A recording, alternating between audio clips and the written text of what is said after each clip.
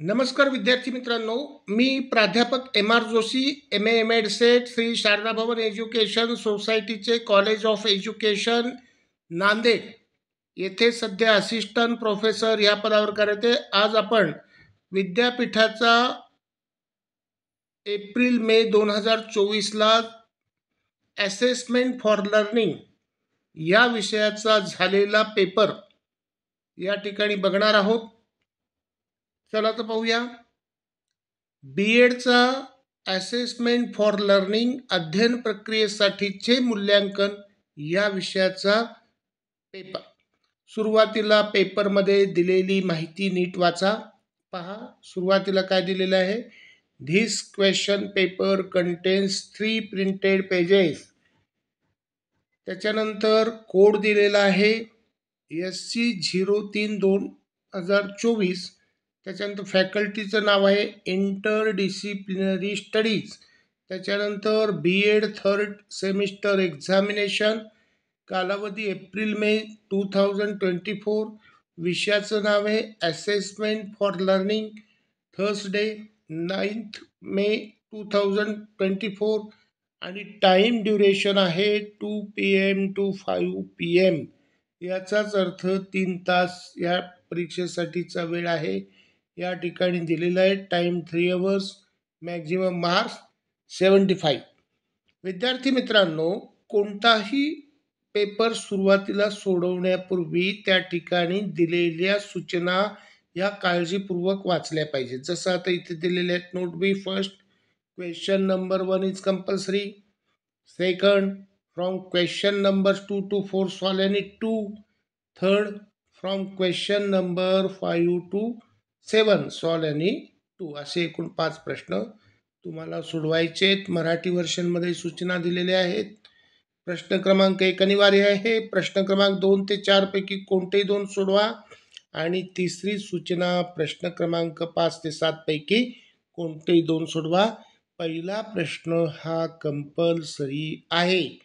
2 ते 4 पैकी कोणतेही 2 सोडवायचे आणि 5 ते 7 पैकी कोणतेही 2 सोडवायचे. आता या ठिकाणी पहिला जो प्रश्न असतो हा प्रश्न असतो टिपांचा. Write short notes on. काय ते बघूया. Write short notes on any 3. 15 मार्कासाठीचा आहे. एक टिप ही 5 मार्काची आहे. A, percentile and percentile rank. B, objectives in affective domain. C, discriminating power of test. D, histogram. E, principles of evaluation. त्याच्यानंतर दुसऱ्या पेजवर मराठी वर्षन दिलेले पहा. काय, थोडक्यात टिपा लिहा कोणत्याही 3. ए, शततमक व शततमक क्रम. बी, भावात्मक क्षेत्रातील उद्दिष्टे. सी, चाचणीची भेदभाव क्षमता. डी, स्तंभालेख आणि ई, मूल्यमापनाची तत्वे. 3 सोडवायचे टिपा. त्याच्यानंतर सेकंड लार्जेस्ट क्वेश्चन निबंध वजा. Differentiate between measurement and evaluation. Discuss the principles of evaluation. मापन आणि मूल्यमापन यातील फरक स्पष्ट करा. मूल्यमापनाच्या तत्वांची चर्चा करा. थर्ड क्वेश्चन आहे what is mean by validity and reliability. Explain the factors affecting on validity and reliability. सप्रमाणता व विश्वसनीयता म्हणजे काय. सप्रमाणता व विश्वसनीयतेवर परिणाम करणारे घटक स्पष्ट करा. 15 मार्कासाठीचा हा क्वेश्चन आहे. त्याच्यानंतर चौथा question, question number 4, what is mean by feedback. Explain the types and importance of feedback in evaluation process. प्रत्याभरण म्हणजे काय. प्रत्याभरणात मूल्यमापन प्रक्रियेतील प्रत्याभरणाचे प्रकार व महत्त्व स्पष्ट करा. 5वा प्रश्न आहे what is mean by diagnostic test. Explain the examples of diagnostic test. 15 मार्कासाठीचा क्वेश्चन आहे. मराठी वर्षनमध्ये नैदानिक चाचणी म्हणजे काय. नैदानिक चाचणी उदाहरणे देऊन सोडवा, स्पष्ट करा. त्यानंतर 6वा प्रश्न explain the practical test with its merits and demerits. प्रात्यक्षिक चाचणी गुणदोषांसह स्पष्ट करा. 15 मार्कासाठीचा क्वेश्चन आहे.